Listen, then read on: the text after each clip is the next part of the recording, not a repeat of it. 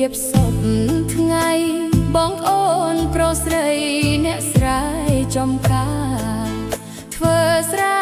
មិនទៀងទេណាបងខំចិត្តធ្វើការរោងចក្រស៊ូលក់កំឡុងដើម្បីបដូរយកប្រាក់ក្នុងចិត្តហេវហត់ស៊ូអត់ធ្ងន់គ្រប់យ៉ា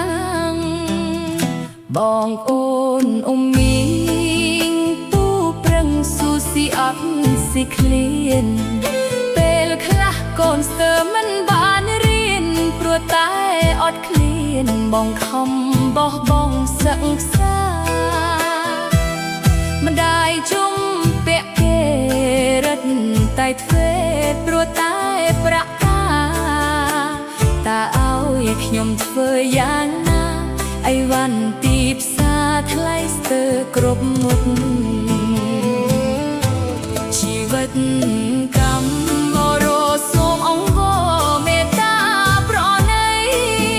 គុំស្អប់គុំខ្វើមខ្ញុំអីខ្ញុំខំដើម្បីគ្រួ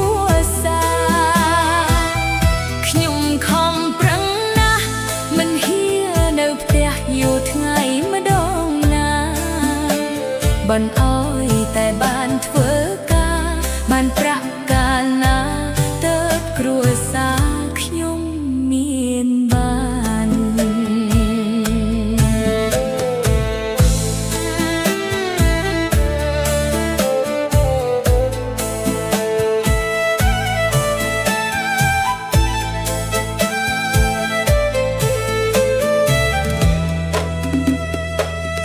ប្រាក់ខែ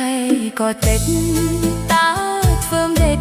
មានបានដូចគេថ្លៃសាំងនឹងចំណាយរាល់ខែមិនដែលគ្រប់ទេសល់តែខ្លួនប្រាណធ្វើការត្រុកសង្ឃឹមថ្ងៃមុខក្រែងបានសុខសាន្តសំប្រាក់គេអស់ស្មើបានទើបខ្លួនខ្ញុំ